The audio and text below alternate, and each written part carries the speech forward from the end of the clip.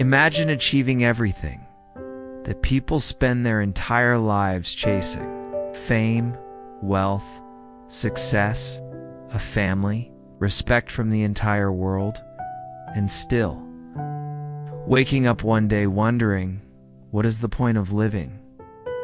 This was the crisis that nearly destroyed Leo Tolstoy. The man who wrote some of the greatest novels ever created spent years secretly battling despair. Because Tolstoy discovered something many people quietly fear: success alone cannot give life meaning. And perhaps that lesson matters even more today. Tolstoy was born into Russian aristocracy in 1828. From the outside, his life looked extraordinary. He became wealthy, admired, intellectually respected, and eventually wrote masterpieces like War and Peace, Anna Karenina.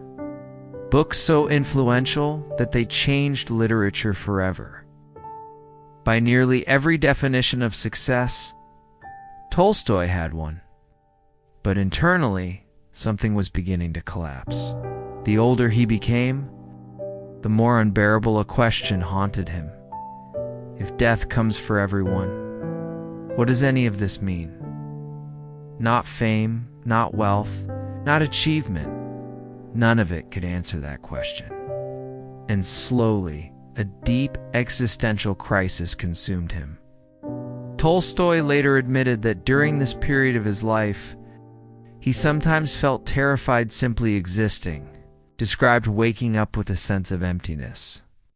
The things that once motivated him no longer felt meaningful. Writing no longer saved him. Success no longer fulfilled him. Even his accomplishments began to feel fragile and temporary. Because Tolstoy realized something deeply unsettling. Everything he built would eventually disappear. One day he would die, the people he loved would die, even his achievements might be forgotten, and once he truly faced mortality, his old life no longer made sense. This is what makes Tolstoy so powerful today. Because many people secretly experience this feeling too. You achieve something you once desperately wanted, and after the excitement fades, you quietly ask yourself, is this all? Tolstoy began to believe modern life traps people in endless striving. We chase money, recognition, status, productivity, believing the next achievement will finally make us feel complete. But the feeling never lasts.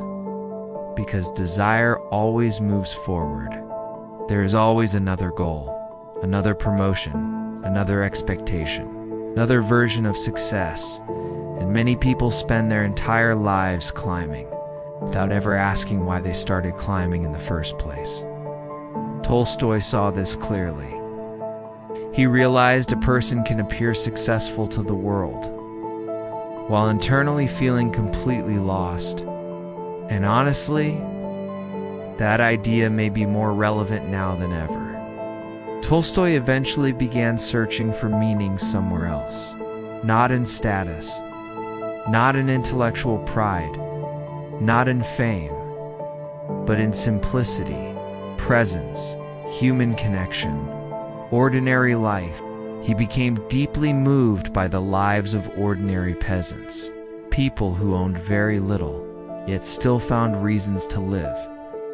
Tolstoy started to believe meaning wasn't something you achieve. It was something you experience. In love, honesty, compassion, small moments, living truthfully. He believed people suffer when they live disconnected from what truly matters to them. It's a powerful idea today, because modern life constantly pressures people to build lives that look successful, instead of lives that actually feel meaningful. Tolstoy's crisis wasn't really about depression. It was about awakening. He realized that external success could never fully answer an internal question. And maybe that's something many people eventually discover.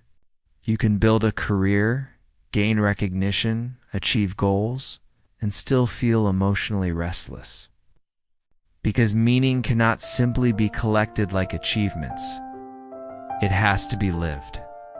Tolstoy's life reminds us that fulfillment may not come from becoming more impressive, but from becoming more honest about what truly matters to us. And perhaps the most dangerous thing in life is not failure, but spending years chasing things that were never capable of fulfilling you in the first place. Near the end of his life, Tolstoy turned away from much of the world he once valued, not because success is meaningless, but because he realized achievement without inner meaning eventually becomes empty. Maybe that's the question his life still leaves us with today. Are we building lives that truly matter to us, or simply lives that look successful from the outside?